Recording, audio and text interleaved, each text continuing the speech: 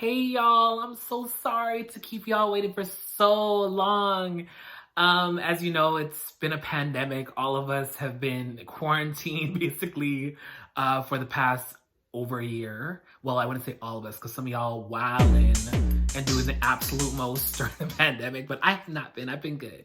I've been working from home, taking care of my kids, and just trying to get through this whole thing. I can't wait to travel again. I am missing a plane. So I wanted to go through and talk about my birth story. The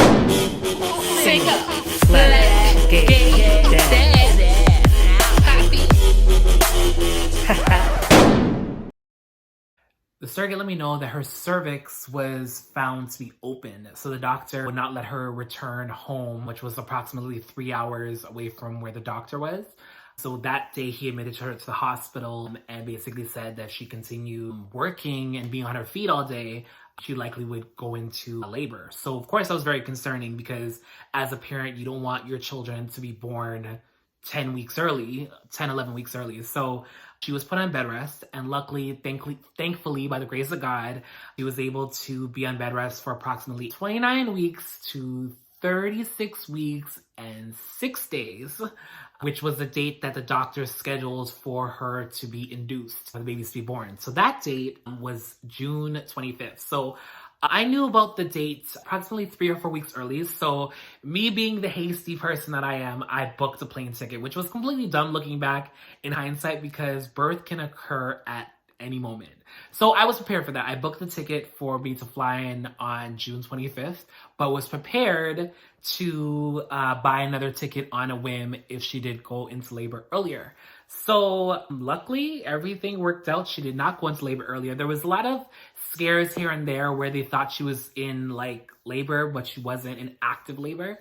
So luckily everything worked out. June 25th rolled around. Me and my sister flew away from Hamilton, Ontario to Edmonton, Alberta. And we arrived at like 9 in the morning, I think their time. And the induction was scheduled to be started around 1:30. So we got there. Surrogate and her husband were there. We went up to the room. We dropped off our bags.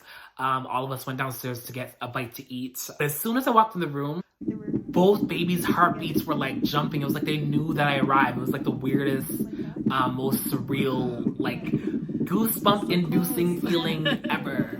Things didn't start to speed up until I want to say like around 8 p.m. or so. That's when things started to get more intense. She started to push, I think, around 9 o'clock. And my son was born at 9:18 p.m. And then, like, I just remember when she was starting to push, like, I was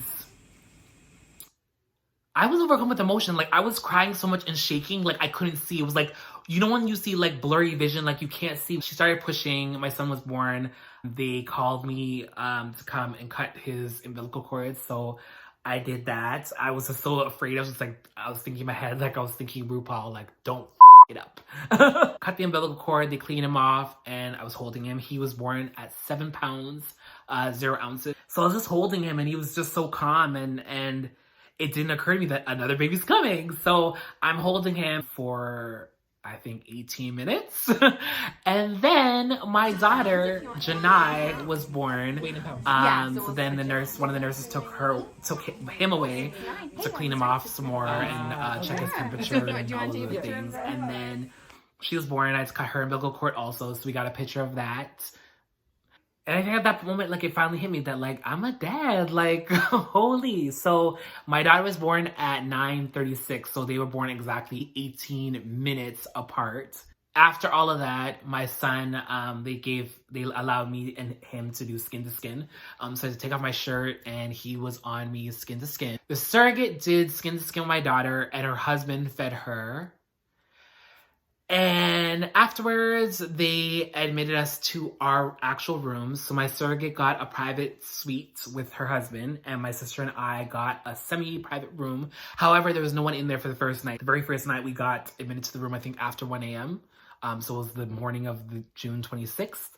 Fed the babies, took care of them. The next day, everything was fine until my daughter threw up, and they thought they saw some green bile in her throw up. So they admitted her to the NICU. So that part was scary because I was downstairs making a phone call. My sister called me. She's like, get upstairs right now. Something's wrong with your baby. I'm like, what the hell? It was very hard for me to have two babies and they're both in different spots. My son was with me and my daughter was admitted to the NICU for a day and a half. She got released the morning that we were leaving the hospital. So before that, my son was like crying like almost day and night while they were separated. But twins really have a bond. Like he knew his sister was gone, and it wasn't until she came back and we put them in the same carrier and they were like neck and neck and can smell each other and feel on each other that he was finally calm, and I was like at peace that both my kids were reunited again. I was very tired. I was running on like very little sleep. Anyone who's given birth remembers and knows about when you're in the hospital, like every few hours they're coming in and out of your room to do tests on the baby's sugar levels, make sure they're eating, temperature, all those things. So it's like every few hours. So you're sleeping and then the baby wants to wake up for a feeding, or you're sleeping and the nurse comes in. So there's not a lot of sleep happening in the hospital. So the surrogate and her husband wanted to watch the babies for a few hours while I caught up on some sleep. So that was very, very nice of them. So I brought the babies over to their room and they took care of them for a bit so me and my sister could catch up on some well-needed sleep. And that day she was being released from the hospital. So she came to say her goodbyes to me and the twins. She's so amazing. That next day when we were released, we took a cab to our hotel, and then our flight was the very next morning, very early, like I think at 6 in the morning. So we slept that night. I was tired. I was delirious. That one of the babies started crying and I picked up the wrong baby and I was feeding the wrong baby. I was like wondering like, why is the baby not, why isn't the crying stopping? And my sister's like, you're feeding the wrong baby. Like I was delirious. So the next morning we flew back to Hamilton and then drove home. And my sister, my other sister, and my mom and my brother, who I live with, met us at home to meet babies. So long-winded story, but that's my birth story, and I hope you enjoyed it. The takeaways from here was the doctor treated me amazing. He kept me abreast of everything that was going on. I never felt like an outcast in my birth story. Everything worked out amazing to the last second. The surrogate was amazing. We just all worked like a team. My birth story was awesome, and I have nothing but fond memories of that day. So I just wanted to share that with you guys and apologize once again for being away for so long. I'm going to try to do a lot better on my vlogging this year. Thank you guys for still rocking with me and being patient.